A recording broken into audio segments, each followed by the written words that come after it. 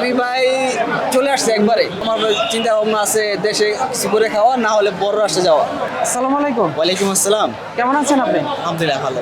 ভাই কোন দেশ থেকে আসছেন? আমি সৌদি আরব থেকে আসছি। কতদিন পর? আমি আসলাম ভাই বেশি দিন হয়নি, 18 মাস। 18 মাস। হ্যাঁ। এবার কি 18 মাসে ছিলেন নাকি এর আগেও ছিলেন? না, এবারই প্রথম। এবারই প্রথম। হ্যাঁ, 18 মাস পর আসলাম। 18 মাস কি কাজ করেছেন? আমি কফি শপে কাজ করছি। Coffee shop. হ্যাঁ। কোন ভিসায় গিয়েছিলেন এটা? আমি ফ্রি ভিসা বলতে গেলে, তারপর ওখান থেকে কোম্পানির আন্ডারে কাফেলা হয়েছিলাম। এটা চেঞ্জ করলেন কিভাবে? চেঞ্জ বলতে কি, এটা আত্মীয়তার মাধ্যমে কি করছি। এটা অনলাইনে করতে হয় নাকি হচ্ছে অফলাইনে? না না, অফলাইন।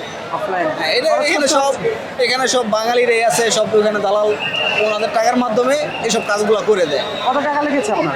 ওইখানে আমার কি সৌদি আরব যাওয়ার জন্য নাকি না, এই যে আপনি চেঞ্জ করলেন যে চেঞ্জ করছে, এখানে আমার বাংলা টাকা প্রায় 60,000 টাকার মতো খরচ হয়েছে। 60,000 টাকা। এখানে বাংলাদেশিরাই মূলত ই করতেছে, কাজ করবে। কাজ করতেছে, এই কাজে ঢুকাই দেওয়ার এই ক্ষেত্রে।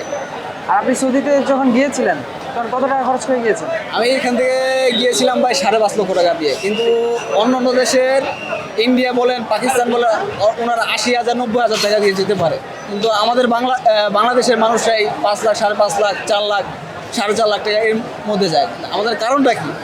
বাঙালিদের এজেন্সির মাধ্যমে গিয়েছিলেন নাকি হচ্ছে আপনার পরিচিত কারোর মাধ্যমে? পরিচিত কারো মাধ্যমে। জি, এখন কত দিনের ছুটিতে এসেছেন?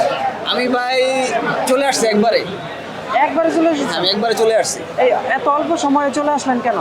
ওইখানে হচ্ছে কাজ করলে ঠিক মতো বেতন পাওয়া যায় না, হয়তো 300-400 রিয়াল কম দেয়। এই ক্ষেত্রে আমরা বাঙালিদের সাথে এই মালিকের সাথে কথা হয়, তর্ক বিতর্ক হয়, সেক্ষেত্রে আমরা থাকতে পারি না। আপনি যে একবারে চলে এসেছেন আর যেতে পারবেন না?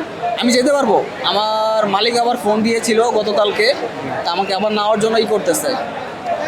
কী কারণে, ওনার দোকানের সমস্ত দায়িত্বতে ছিলাম, এক্ষেত্রে উনি আবারও গতকালকে আমাকে ফোন দিয়েছিল। ঈদের পর কি আবার চলে যাবেন?